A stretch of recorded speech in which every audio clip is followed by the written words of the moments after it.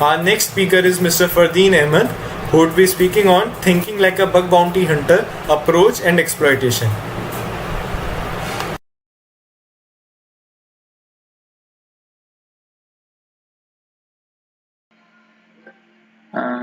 Hey there, hi, and welcome to GrabCon 2021. And today's topic of discussion will be thinking like a bug bounty hunter.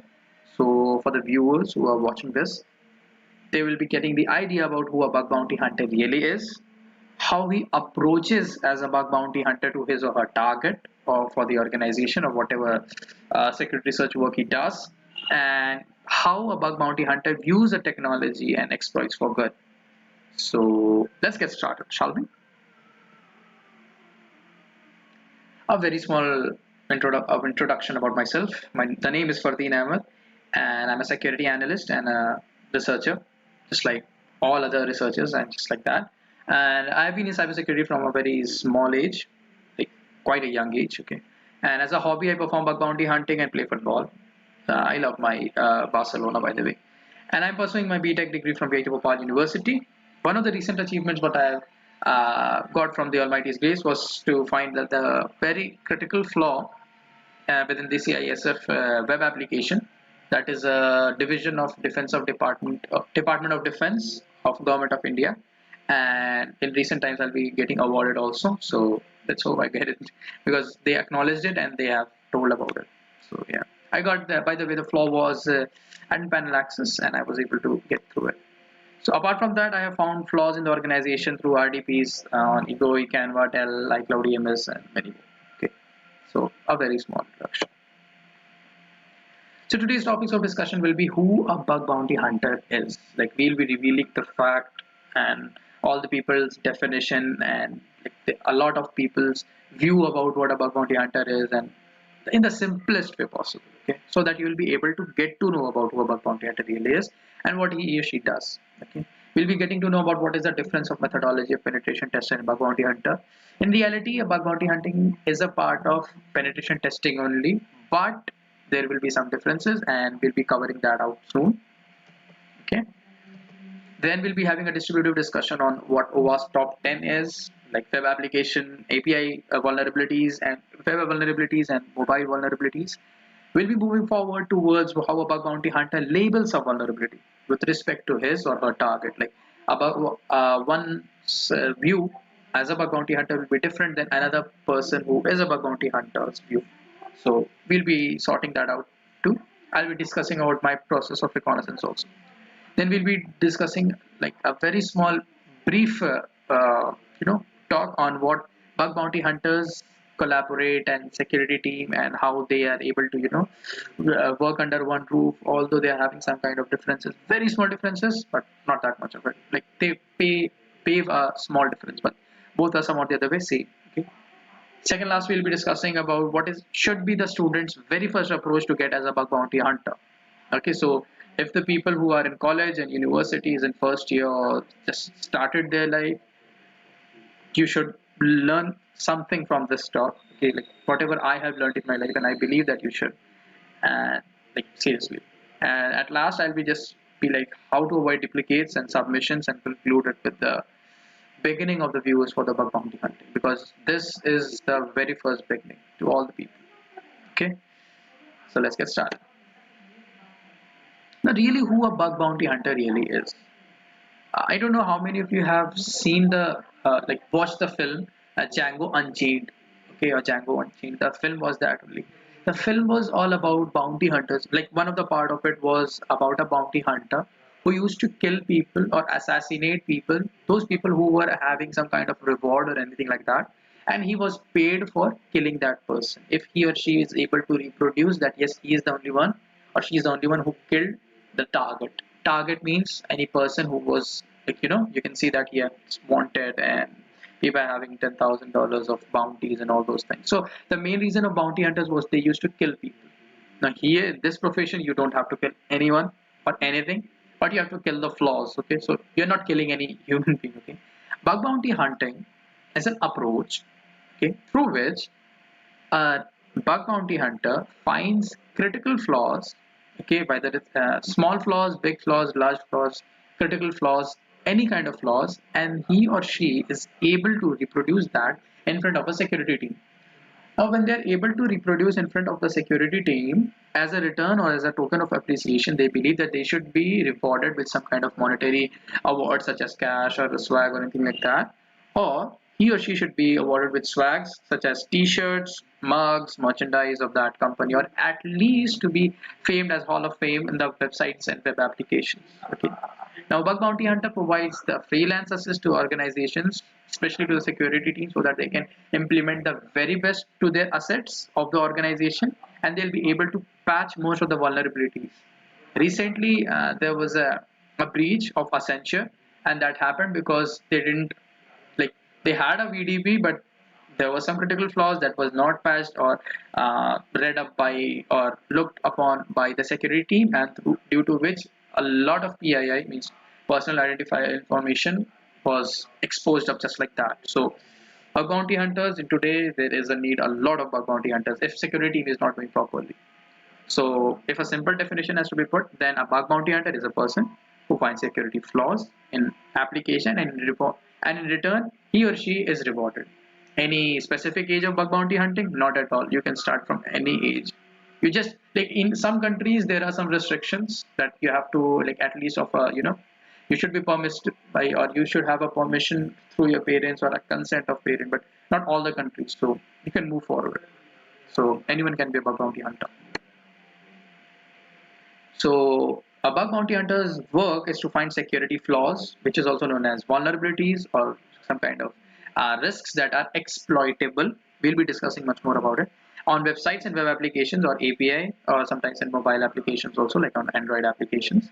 And finding those flaws and reporting it ethically without disclosing it to any third party. Remember that if you uh, disclose the type of vulnerabilities to any other person, then your validity of, that disclosing and explaining it to the, like, of getting it rewarded gets reduced as much as possible. So just like that. So you don't have to, so if you are a bug bounty hunter, you don't have to tell it to any other person. You just have to tell it to the organization till the time it is not patched. Once patched, you can tell it to any other person, no issues. And third is to work and collaborate with the security team, so that to get a very good patch over it or remediation methods, and if not, then to disclose, then to enclose it till the time it is not patched or found a solution for it. Okay. So working with security teams and finding flaws and getting paid, and people are paid huge, like 10,000, 15,000, $20,000, or even if the least way possible, around $50, and it can range to amount, like, a lot of it. Till that, it depends upon what is the severity of the flaw, which is also known as a bug. Okay, and in return, a bug bounty hunter expect monetary rewards. So this monetary reward is always judged under RDPs or VDPs, which is known as Responsible Disclosure Program or Vulnerability Disclosure Programs.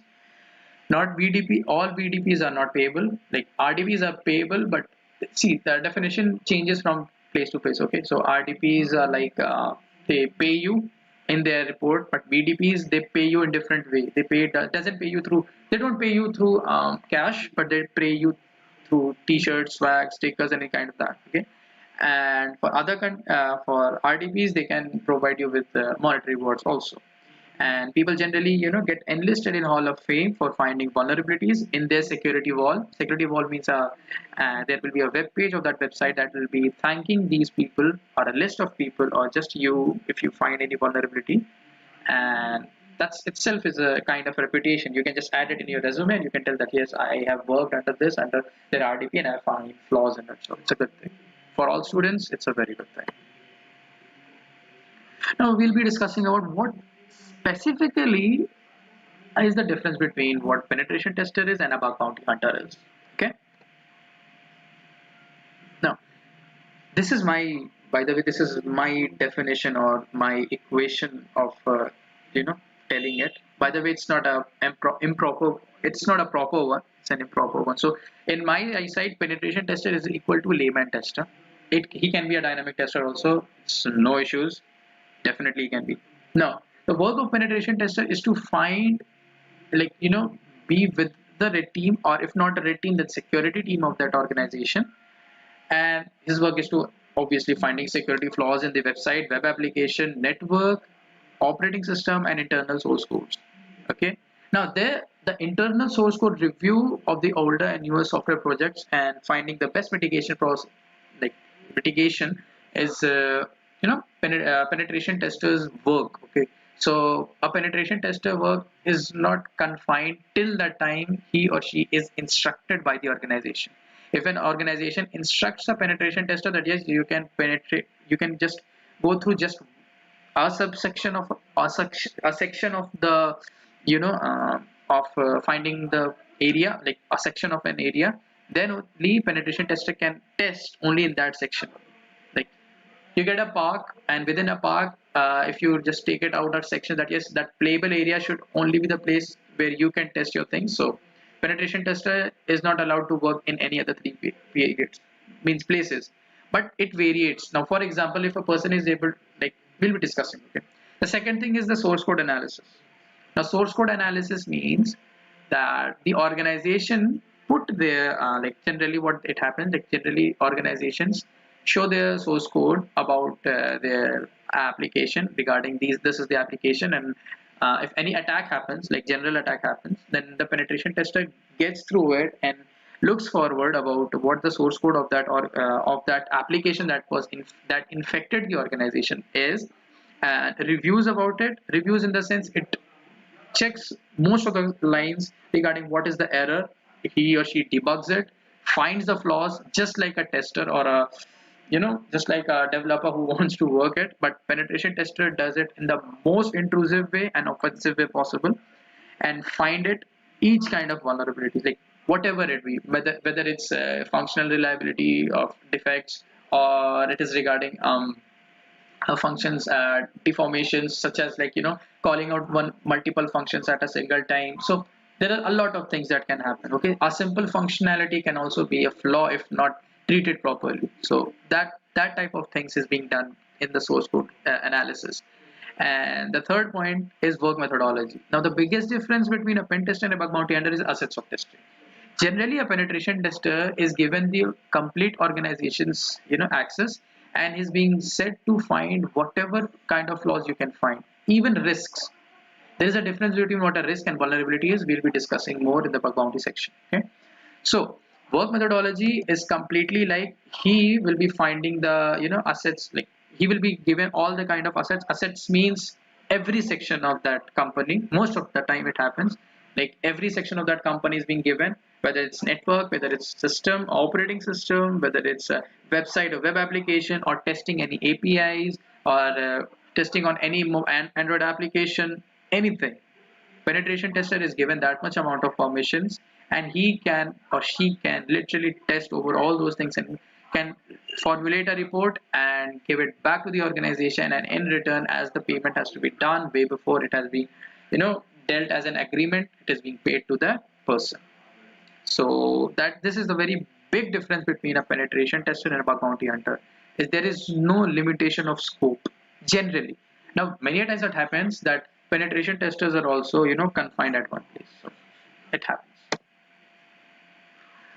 But this is the penetration testing methodology. The very first thing is identification of assets. Now organization tell the penetration tester, like for example, total 5 subsections are there. 5 sections are there, you can test on all the files or any files or whatsoever you want to test. You have to collaborate with the defensive team or the blue team, and you have to work over it. The second thing is the reconnaissance of and the collection of data. Now pen testers methodology and bug bounty hunters methodology is quite different in this way. For example, penetration tester is not at all reliable, means not at all what you say, it's not a person, he or she is not a person who is to be relied in such a way that any kind of misuse that has been done by him or will be done in the future, he is not the person to be blamed as. Okay, so the reconnaissance of collection of target through a person should be like the person will be collecting all the previously dealt data, previously reports, all the previous reports that consists of most of the vulnerabilities or attack that has been found in years to the organization, and she then goes through it and finds out that okay, so these are the places through which it was there was some issues like this is the place through which this happened, or there was something which is known as some function was called out, but it was some functions were declared but not called out, but at server side it can be called out by third party. So these are some of the things that he she gets through it. Then factors of vulnerabilities. Again, one of the factors of the finding a vulnerability can, like, there are many ways through which factors can be found, either through scanners or through manually. Manual testing takes quite a time, but still penetration testing is quite good. So reconnaissance of and collection of target is very much necessary. Okay. The fourth is the implementation of corrective actions. Now, by the time penetration testers get to know about what are the factors of the vulnerabilities, he she will be working on the implementation part, like what should be the mitigational things and procedures through which one company should follow in such a way that company will be able to get to know the things about, yeah, these are the vulnerability that should be patched and should not be patched and everything like that. Okay, so these are the corrective implementations, and even he she tries with the security team to patch it. And the fifth is the future implications. Now suppose these patches, whatever is being, see, one or the other day, like, see, one day or like in the future upcoming days, that patch will is going to get defected or can get older up, and it can pose some kind of vulnerability for sure. That's why companies are generating new patches. So penetration testing tester tell that what can be the future implementation or implications through that patch. So these are the 5 steps that a penetration tester generally uses. He she can take bug bounty methodology also for finding vulnerability. That's not at all a big deal. He she can do it because bug bounty hunting is a very integral part of a penetration testing procedure only. But there are a lot of things that is not covered out in a bug bounty hunting thing. Now, bug bounty hunting methodology. Simple. Bug bounty hunter equals to dynamic tester. Bug bounty hunter's work is simple of to find one thing, and that is security flaws that are exploitable. Now, why I am giving stress that this much to exploitable? Many times what happens, I've seen my students that they just post it about like finding it on any program such as on Bug Crowd or HackerOne, that they find vulnerability and they're like, yes, I have posted this vulnerability. Yes, I should be amount, like, I should be awarded with rewards for finding flaws. This is not a flaw. Finding risk is not at all a flaw. Suppose if you get a, I'll be discussing very small, a vulnerability such as DMARC record vulnerability. That's ain't a vulnerability. That's a risk. Okay. Now, if you chain it with rate limit things like email excess of email on the inbox and all triggering and all those things and no headers at all, so this is a kind of vulnerability. Okay, but if you just find out that this is not a demarc record is not there, so it means that this is not a it's a risk. Okay, risk is a thing which means that it might be a vulnerability, but it's not compulsory that it is a vulnerability. That's why most of the companies or the BDB programs don't give award you with points and all those things. So first thing, bug bounty hunters way thing is to find security flaws which are exploitable and vulnerabilities that are exploitable, and should create a report and send a POC to the organization only and only when he or she is able to find about all the things, like he is able to find about what vulnerability is, or like what vulnerability he got it and the risk he got it, and it's exploitable, then only it's rewardable. And beware that you have to report it way before the other security researchers or bug bounty hunters, else you won't be getting any kind of bounty. Second is to finding the exploitable bugs, means exploitable vulnerability. If a risk is exploitable, you should definitely report it, but if it is not, then don't do it. Third and the most important thing, reverse methodology. The bug bounty hunters are generally working under a confined asset only. They are not to be dealt with networks of that organization. They are only to be dealt with the web applications or APIs or any other asset that is being introduced by the, by the organization. They don't have to deal with networks. They don't have to deal with systems and security and anything like that, or operating system. Okay, so they have to work with the OWASP top 10 vulnerabilities that comes under them, and they have to give a justified report to let them be the person who to be rewarded as a bug bounty hunter. So remember these things. This is the very big difference between a bug bounty hunter and penetration tester, and that is the difference of asset. The bug bounties hunter methodology is simple. First, reading the information of the RDPs, VDP very, very carefully. Why? Because many a times students, what happened is they find vulnerabilities, they find risks, okay, that are not exploitable. It has been explained by many people that yes, they should do this kind of flaws, and they should. This flaw is nothing but a vulnerability. No, you have to exploit that vulnerability and then find out that whether this vulnerability is exploitable or not. Always very first read their RDPs. For example, you find SSR, server side request forgery kind of vulnerability, or cross site request forgery. Now that organization accepts the cross-site request forgery, accept this server side request forgery, but doesn't accept CSR, means cross-site request forgery. Or let us suppose in the most easy way possible. Let's suppose an organization accepts SQL injection as a vulnerability but doesn't consist of XSS to be a vulnerability. And you found out that there is an XSS which is indexed under OWASP top 10 vulnerabilities. But even if you report it to them, they are not going to give you anything. They are not going to reward only, and they'll just say that this was not what we were expecting. So read the documentation RDP or VDP very much carefully. First, second, working on dynamic reconnaissance. What dynamic reconnaissance? Only recon first, very first, recon on only those vulnerabilities that are being listed under the RDPs. This is a very big difference between a normal bug bounty hunter versus quite an experienced bug bounty hunter. So if you want to be an experienced bug bounty hunter, do remember first find those vulnerabilities only which are present in the RDPs. Then read that whether if you can find any other kind of vulnerabilities. If they say that yes, any kind of other vulnerabilities that exposes these following things are also considered as a vulnerability. What? For example, personal identifiable information, or any company's asset that are not to be tested but still it is exposing the internal data or testing data. So these things are to be dealt with. These things are to be dealt with very carefulness through through a new bug bounty hunter. Okay.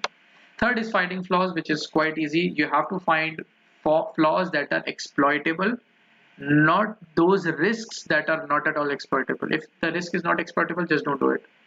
It is going to waste a lot of your time, and it is going to consume your, that boost or within yourself, that adrenaline that you get. It is going to consume everything about it. So just don't pay that much attention to those things. Fourth is writing the report. You have to write as accurate report as possible. You don't have to write a very big report. You don't have to write a very, very small report. Just like 2 lines, I found a vulnerability, you should pay me. No, no, no. Don't do like that. Okay. Try to create or find a vulnerability. Whatever you found a vulnerability, create your own report. Don't copy it from the internet. Read through the internet, get to know about what the vulnerabilities are, write your own steps of reproduction. Steps of reproduction means how you were able to find this vulnerability. Write it, and if possible, give those those a POC or proof of concept through, not through a video but through images. Because let's face it, the people who are work as a triager, they have a lot of work, and the more convenient report you will give it to them, even they will be rewarding you bonus of bounties. Okay, like if you give the, like for example, yes, you were able to reproduce in cross-site scripting, you reproduce at this point in this position at this time and everything, they will be rewarding you. Why? Because you gave it to the on the accurate position and accurate place and accurate time. They will be like, okay, this person has helped us a lot. Like he or she gave the, like the most optimized steps of reproduction, so they'll be giving you more of the bounty sometimes. And fifth is the patience and unexpectations. Just don't, after just giving that, yes, I found a vulnerability, then just don't think over that vulnerability only. Just don't think at all. You have given it, just wait now. Wait and work over other fields of vulnerabilities. Like you found a cross-site scripting on one domain, for example, example.com.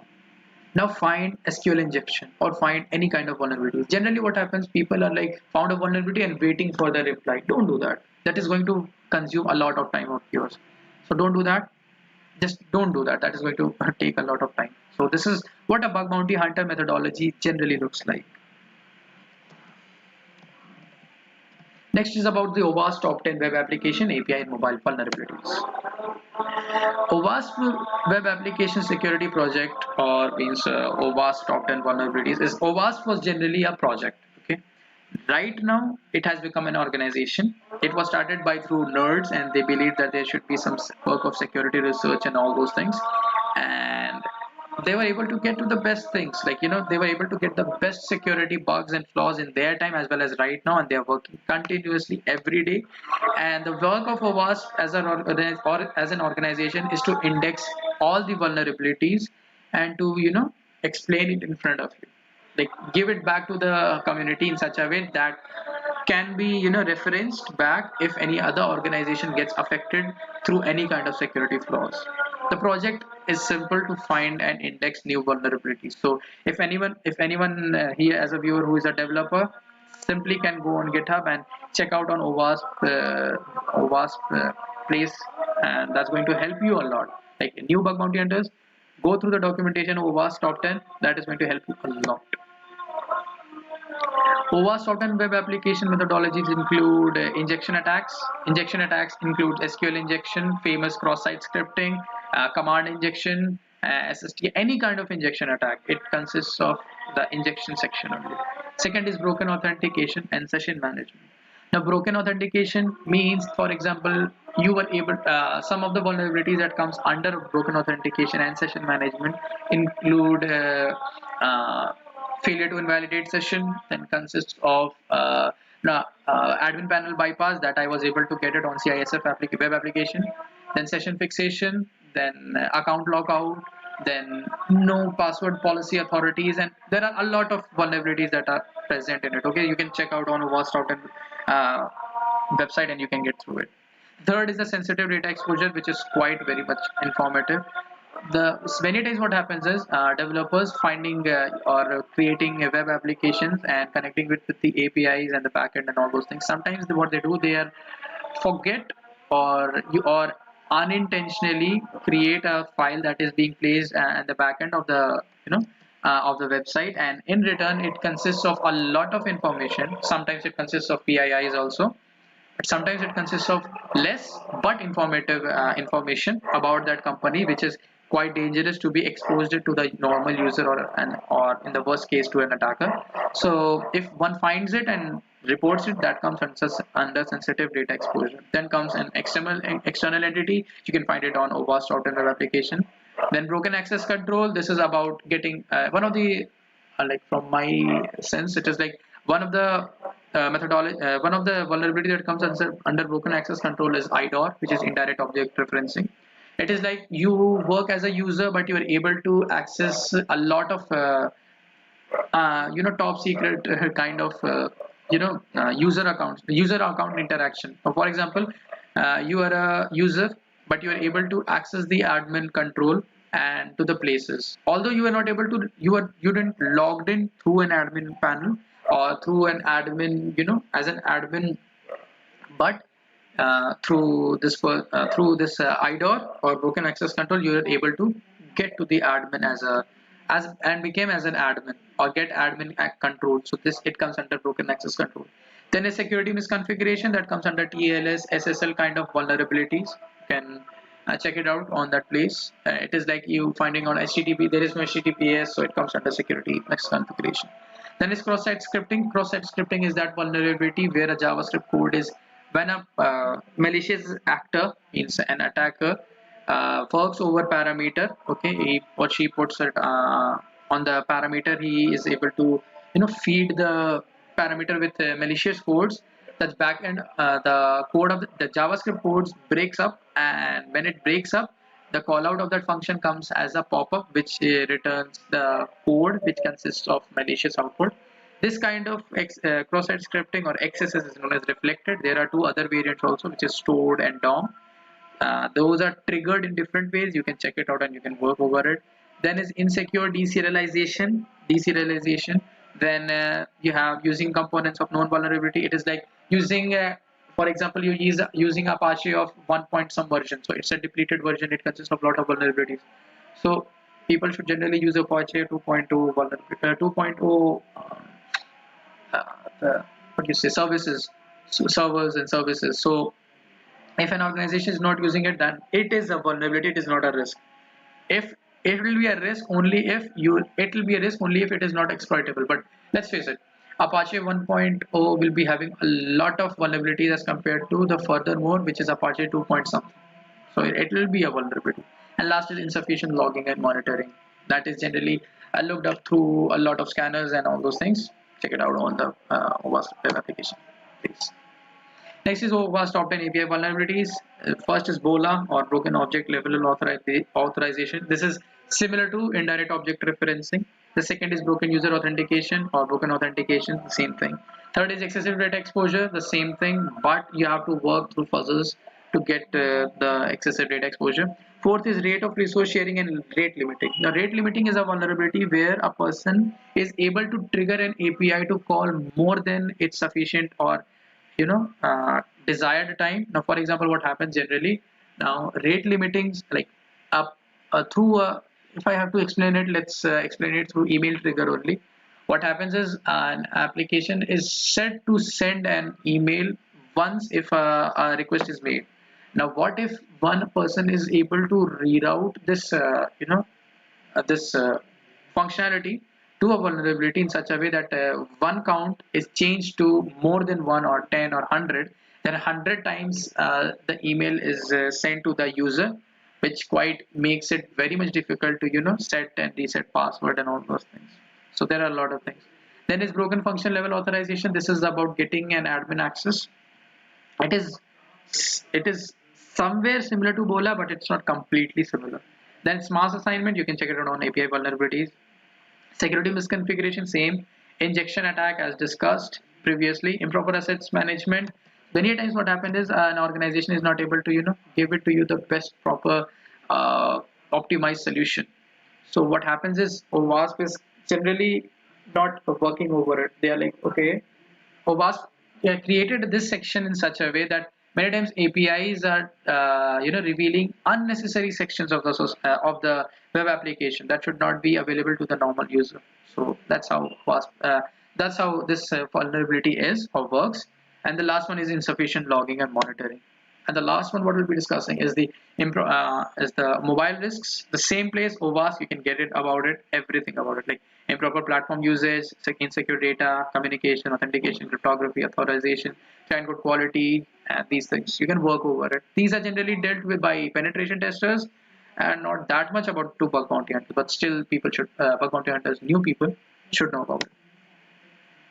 Here is how a bug bounty hunters labels a vulnerability. It's easy. Very first thing, identification of the asset, as explained. He or she finds about what his or her target is. Second is the extra focus on providing the vulnerabilities of the organization that is interested. Now, if an organization says that yes, only XSS is required or CSRF is only required, it is not. There is nothing which is more to be required. Then why to work on that much, right?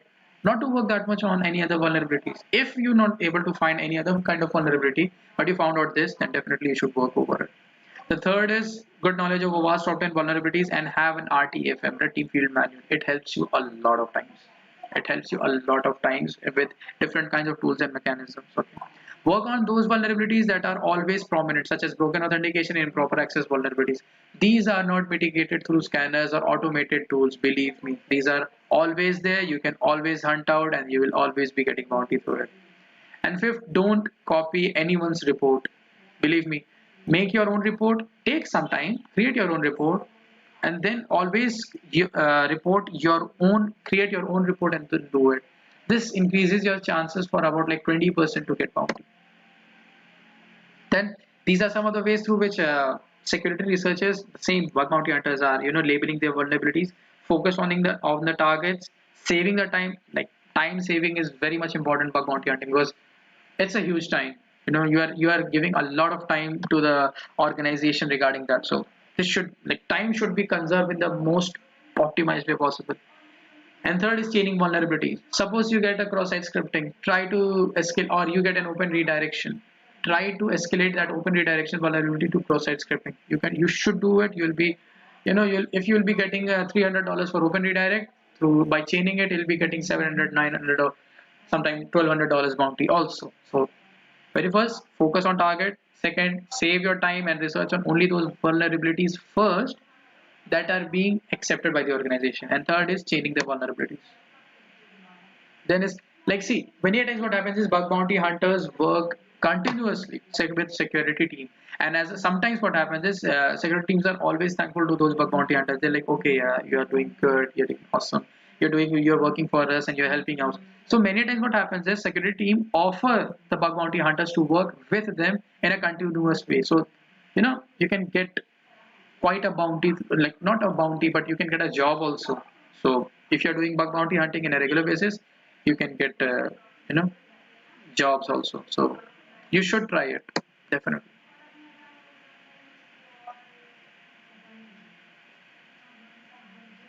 Then it's student's guide for getting started as a bug bounty hunter, the most fascinating part, I guess.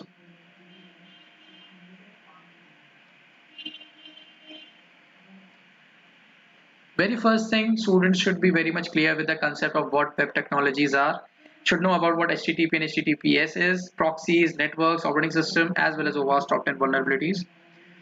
Work on platforms such as Sportswear Academy, Try Hack Me, and Hack the Box. My personal favorite is Sportswear Academy because see, most of the people here right now are not readers. So I would be saying, if you want to do and learn practically, go for Sportswear Labs. That's going to help you a lot more than anything else. And if, for example, if you're not continuous with the labs, like for example, if you don't have that much amount of Wi-Fi or anything like that, download the DBWI labs and practice on that. That is going to clarify your most of the bugs and flaws and all those things. You can read these books also. Web Hackers Handbook. That's the Bible of, like most of the people say that it's the Bible of bug bounty hunting. You can go through it and security research. And then it's Web Hacking 101. It consists of a lot of referenced vulnerable reports. You can go through it, but I would be suggesting most probably you should go to Portswagger Academy, and if you have that much amount of money, you can take a prime subscription of Hack the Box and Try Hack Me also. And then how to avoid duplicates and be self-motivated. This section is always asked by my students, like, sir, I posted that but I didn't get it, I'm feeling very bad, I found that much time. See, bug bounty hunting is going to consume a lot of your time, believe me. Very first thing, leave the expectations about any kind of bounty or monetary rewards or swagger and lay stress of getting bugs. Many a times what happens is you get a duplicate bug and still you get rewarded. So just lay yourself to find as much as bugs as possible and be ready. And yes, of course, keep your syllabus to minimum. There are many people who will be saying that follow this, follow that. No, first follow the OWASP top 10 vulnerabilities, get to know about it, then read a lot of write-ups as much as possible. Reading is going to help you out more than following any kind of courses, believe me. Second is finding one flaw or a bug at one time. Suppose you are good with XSS, find and perfect your cross-site scripting vulnerability or abilities, finding that cross-site scripting vulnerability as much as possible. Okay, perfect that thing. Then move towards injection and any other kind of injection or SQL injection, anything like that. Work on one vulnerability first, then find that vulnerability. Work on second and third, fourth, and that's how you progress. Just don't watch over LinkedIn that they are posting about bounties. Just don't see it. Okay, sometimes just ignore that post only. Try to ignore as much as possible. Third, think creatively. When you're able to think creatively, you write a very creative report and you'll be given extra bounty. Simple. So think creatively. Fourth is be ready for any kind of repercussions. Repercussions, there will always be repercussions. Okay, what is a repercussion? For example, you get the best thing, like you get a $300 bounty. It's a very good thing. But even if sometimes what happens if you get the best bugs up also, there are a lot of good bug hunters that I have known personally as a friend, as a mentor, anyone like Aditya Shende. I know about Pratik Tabi. I know about Pawan Chaudhary, then Tuhin Bose. There are a lot of people. They have founded Vikas Chaudhary himself, who is regarded as one of the finest bug bounty hunters of our country. Okay, so he has done, like most of the reports are being rewarded only through creativity. So create a sense of creativity within yourself as a security researcher or bug bounty hunter. Okay, right in that way. So fourth is completed. Fifth is have a ready to learn mindset. If you don't know one vulnerability, learn about it. See the chaining, how that vulnerability is chained with any other kind of flaw, and how you can escalate it to next level so that your chances of getting bounty is more. First, try to search in these way possible. It is going to help you a lot in it. Okay. Sixth, finding dupes sometimes is much more dupes or duplicate bugs are much more rewardable than any other kind of bugs. Believe me, because one time what happened is I found a bug in an RDP and they said that it's a duplicate, but still you were able to find in a very different way rather than the previous bug hunter. They still rewarded me with the Hall of Fame. So sometimes dupes are very much good. So it's a very good thing.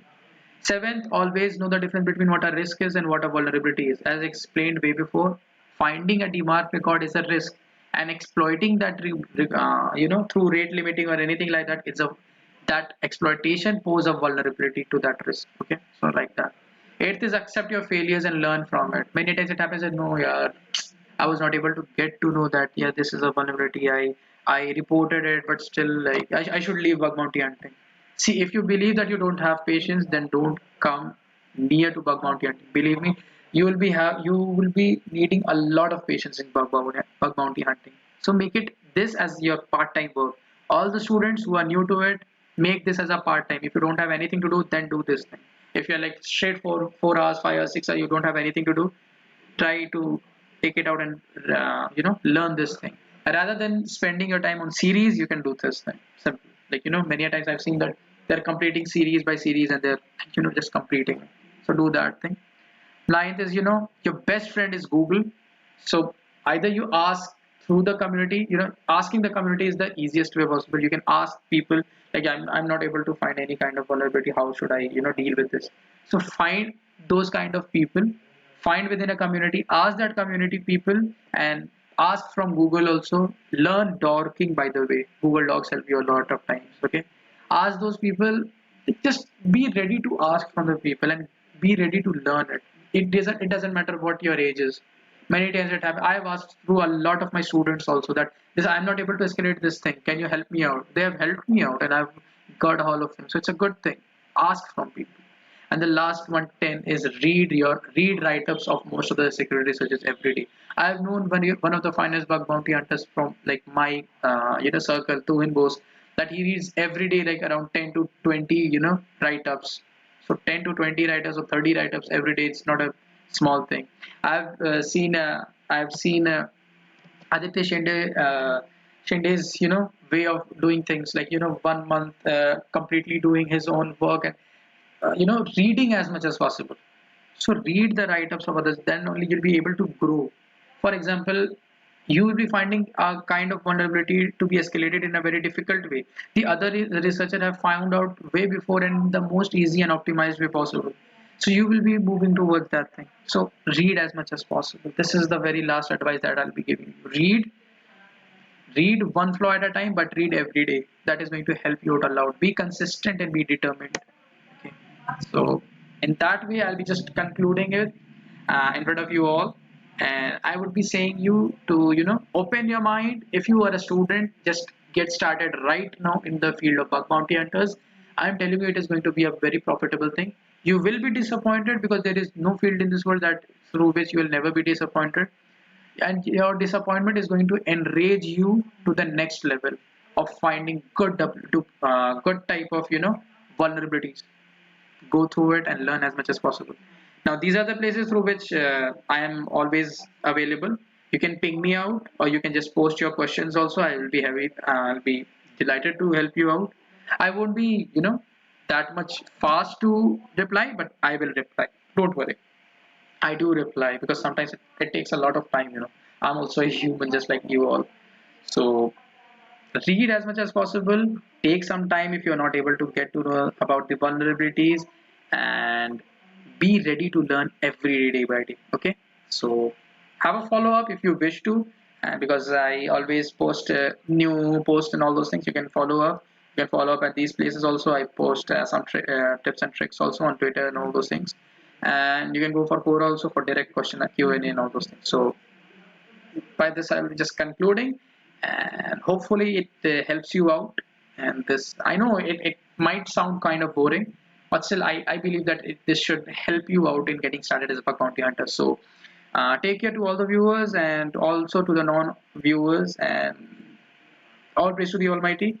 And let's make bug bounty hunting to be one of the finest things in the world for all the students. Keep shining, keep rocking, and have a great time at GrabCon 2021. Take care. Namaskar.